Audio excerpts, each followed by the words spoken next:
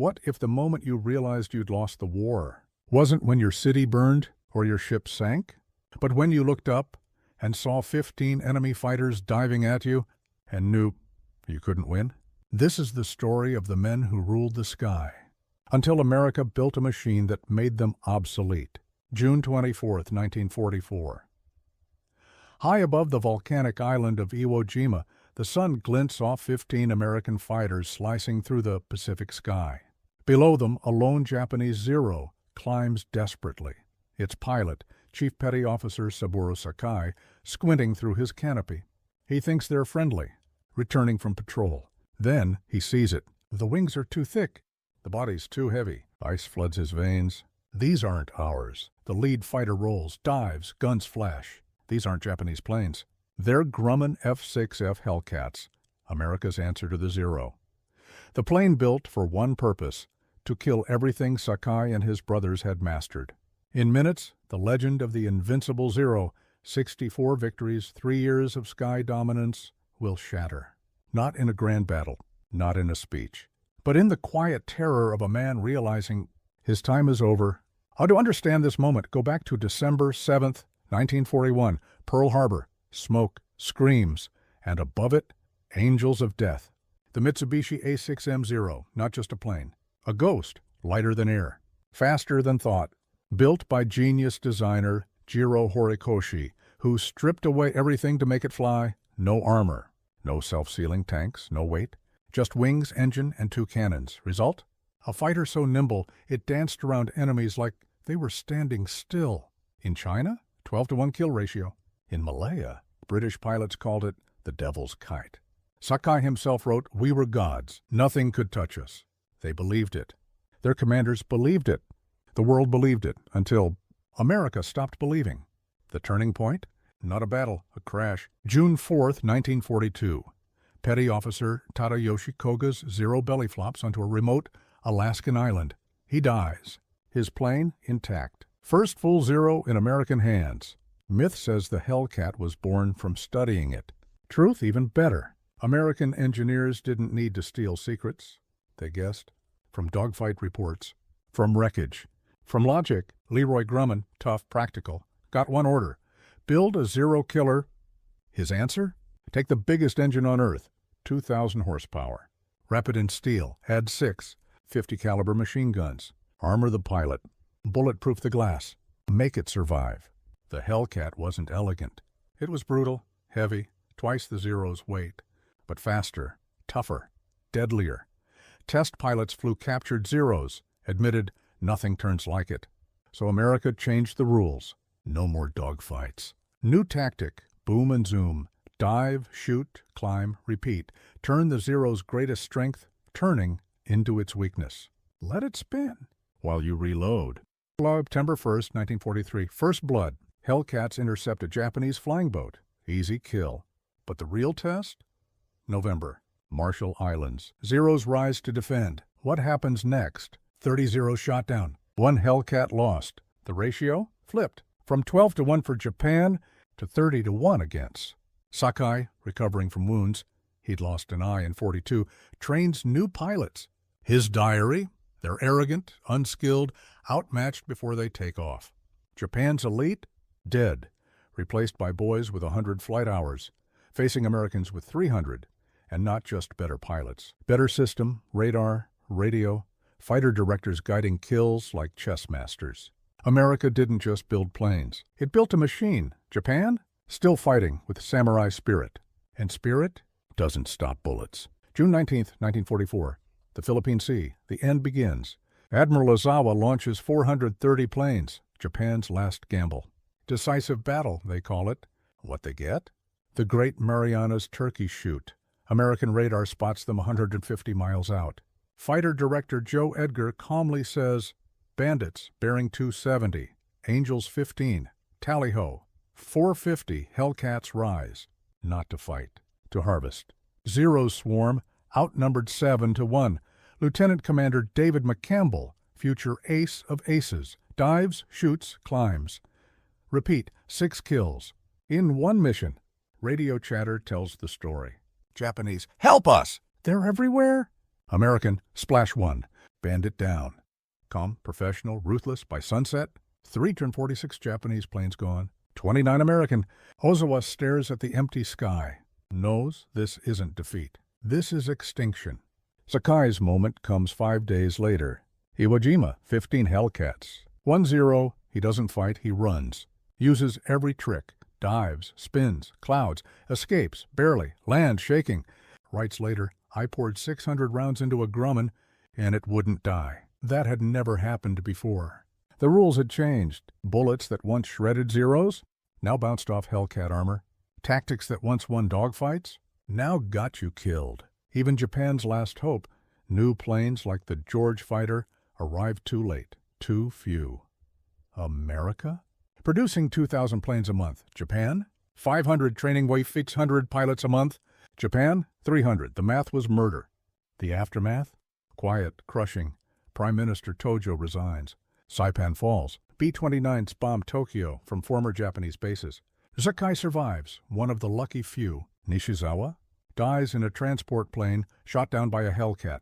Unthinkable in 1942.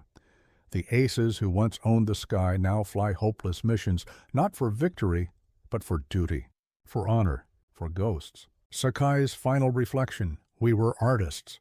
They were engineers. And in war, engineers win. By 1945, America claims 5,000 aerial victories. The 300 aces will be most in Hellcats. The Zero museum piece. The Samurai of the Sky? Forgotten. The lesson. Spirit doesn't beat steel.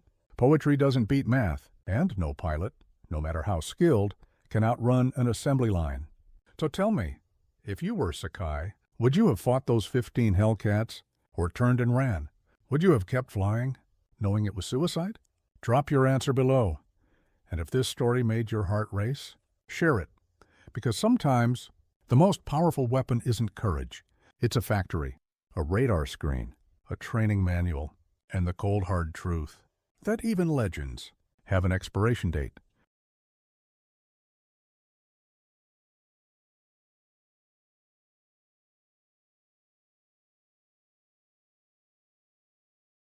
They were gods of the sky, until America turned them into ghosts.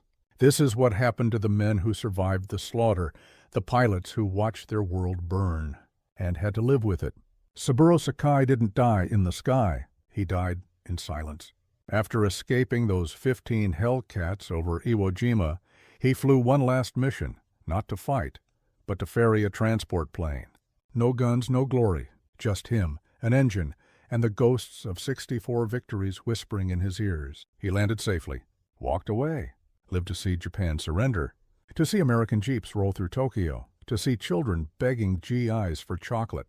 He never flew again, not because he couldn't, but because the sky didn't belong to him anymore. In his memoirs he wrote, I once ruled the clouds, now I am afraid of them. He spent his final years teaching mechanics, fixing cars, not fighters. When asked about the war, he'd smile, then change the subject. The only time he cried?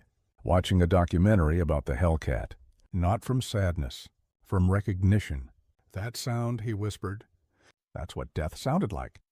Hiroyoshi Nishizawa, Japan's deadliest ace, never made it home. October 1944, Leyte Gulf, America's noose tightens. Nishizawa, gaunt, exhausted, 87 kills to his name, boards a transport plane. No fighter escort, no guns. Just a seat, a parachute he wouldn't use, and a letter to his sister tucked in his pocket. He knew the risk. Knew American Hellcats prowled these skies like wolves. But orders were orders. Halfway to Manila, they came. 3 F6Fs, no warning, no chase. Just tracers stitching the sky. The transport spiraled. Crashed in flames. Nishizawa's body was never found. The letter? Burned with him. His last words scribbled on the envelope. Tell Mother I flew bravely. Even at the end. The irony? The man who once danced with death in dogfights died sitting down. Shot from behind. By a kid from Ohio who didn't even know his name. Tetsuzo Iwamoto. 94 victories, the last true samurai of the sky, fought until the final days. By 1945, he flew not Zeros, but the new George fighter, Japan's desperate answer to the Hellcat. Faster, tougher, still not enough. On March 18th, he led a squadron of 12 against 50 Hellcats over Kyushu. Radio logs captured his last transmission. "Do not fear. Follow me. We will meet our ancestors with honor." He shot down 2, maybe 3, then silence. His wingman saw his plane vanish into a cloud of tracers. No parachute, no wreckage, just gone. America's report, one probable pilot unknown. Iwamoto's wife waited for him at their tiny house in Kagoshima. Every day for a year she set his plate at dinner. Every night she lit a candle by the window. In 1946 the government declared him dead. She kept the candle burning. Until her own death 40 years later. The neighbors said she talked to him. That sometimes she'd laugh at empty air, like he was still there, still flying. The ones who survived? They didn't become heroes. They became invisible. Kenji Okabe, 22 victories, worked as a taxi driver in Osaka. Passengers never knew, never asked. He kept his medals in a shoebox under his bed. Once a drunk American GI climbed into his cab, pointed at a war memorial. "We kicked your ass, huh?" Okabe just nodded, drove him to his hotel. Didn't charge him. That night he burned his flight log. Not from shame, from mercy. "Let the past sleep," he told his son. It's kinder that way. Yoshio Yoshida, 18 kills and became a schoolteacher. Taught math, geometry, never history. When students asked about the war, he'd smile. "I was just a clerk," he'd lie. At home, he'd sit by the window, tracing flight paths on the glass with his finger. His daughter found him there one night, humming a Zero's engine song. She never told anyone. America didn't just win the war, it won the future. While Japan's aces faded into silence, America's heroes became legends. David McCampbell, 34 kills, most in a single mission, got a parade, a medal from the president, a street named after him. Alexander Varatiu, 19 kills, became a TV star, flying in air shows, signing autographs, laughing with kids who called him Mr. Zero Killer. The Hellcat? Still flying. In museums, in movies, in the dreams of boys who'd never known war. The Zero, a relic, a curiosity, a prop in Hollywood films where American actors played Japanese pilots, screaming, spinning, always. Losing, the ultimate insult? In 1960, a California theme park opened Zero Alley, a ride where kids shot at cardboard zeros with toy guns. Saburo Sakai visited once, didn't go on the ride, just stood there, watching, silent. When a child asked, "Mister, is this what you flew?" he knelt, took the boy's hand, and said the only truth he had left, "No, child. This is what killed us." The final twist? The men who destroyed the Zero learned to love it. After the war, American engineers studied captured Zeros, not to copy them, but to understand them. Test pilots like Eric Brown, the British ace who called the Zero the finest fighter in the world, until 43 outflew them for fun, wrote poetry about their grace, their beauty, their perfection. In 1952, a U.S. Navy squadron painted 1-0 in American colors, flew it in air shows. Crowds cheered, photographers snapped. No one remembered the blood, just the ballet. The last surviving Zero pilot, Jiro Kato, 7 victories, watched one of these shows in 1975. Saw an American teenager climb into the cockpit, laugh, pose for photos. Kato didn't get angry, didn't cry. He bought a hot dog, sat on a bench, and whispered to no one, "We built a masterpiece." They turned it into a toy. Maybe that's peace.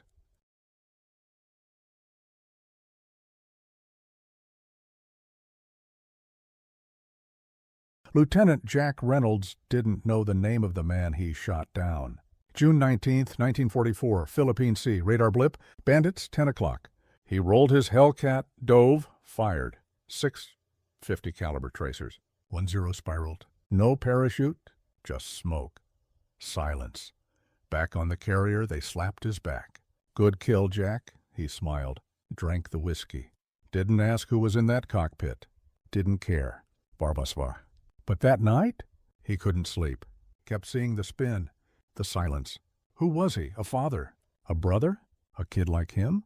He wrote in his diary, "I hope he didn't suffer." Then closed the book. Didn't open it again for 50 years.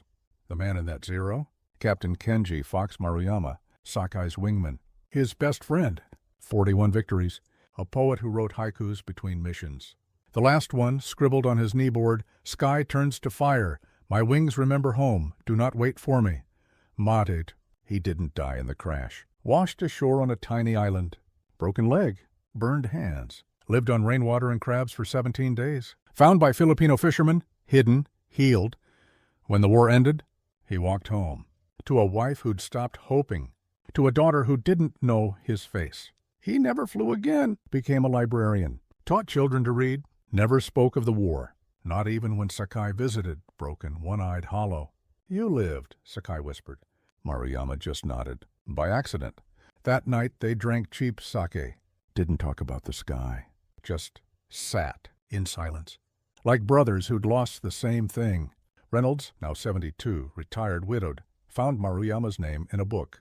Imperial Japanese Navy Aces, 1937-1945. Photo, sharp uniform, gentle eyes. Not a monster, a man. He stared at it for hours. Then did something crazy. Wrote a letter. In broken Japanese, apologized, not for shooting him. I'd do it again, he scribbled. But for not knowing his name. For not seeing his face. For letting war turn a human into a kill. He didn't expect a reply. Send it to a Tokyo address he found online. Figured it'd vanish. Like so many things. It didn't vanish. Maruyama got it. Read it. Cried. Not from anger. From relief. Someone remembered. Someone saw him. Not as enemy, but as man. He wrote back. Simple. Kind. You were doing your duty, as was I. No apology needed. But thank you for remembering I existed. Then he invited Reynolds to Japan. Come, he wrote. Let us drink. Not as soldiers. As survivors. Reynolds went. Tokyo. Spring. Cherry blossoms falling like pink snow. He landed with one suitcase. And a bottle of Kentucky bourbon. The good stuff, he told Customs. Maruyama met him at the airport. Same gentle eyes, older, frailer, they hugged. Not like heroes. Like old friends who'd missed too much time. That night, they sat on Maruyama's porch. Bourbon in one glass, sake in the other. No uniforms, no medals. Just two old men, talking, laughing, crying. Reynolds asked, "Why didn't you hate me?" Maruyama smiled. "Hate is heavy. I was tired of carrying it." Then he handed Reynolds a small box. Inside, the charred knee board, with the haiku, "Sky turns to fire. My wings remember home. Do not wait for me." "Keep it," Maruyama said. "So you remember, we were both just boys, following orders." They met every year after that. Reynolds brought his grandson. Maruyama taught him origami. They visited schools. Told kids war is not glory. It is loss, shared loss. In 2001, Maruyama got sick, lung cancer. Reynolds flew to Japan, sat by his bed, held his hand, didn't speak, didn't need to. When Maruyama died, Reynolds gave the eulogy, in Japanese, halting, honest. "He was my enemy," he said, "then my pen pal, then my friend. And in the end, my brother." After the funeral, Maruyama's daughter gave Reynolds a letter, unopened. "He wrote it for you," she said. Inside, one line. "Thank you for pulling the trigger. It gave me 50 more years to learn how to live." Reynolds died in 2010, 88 years old, peacefully in his sleep. They buried him with the knee board and a Zero model, painted not in rising sun, but in American stars. His grandson found a note in his desk. Last words, not for history, for family.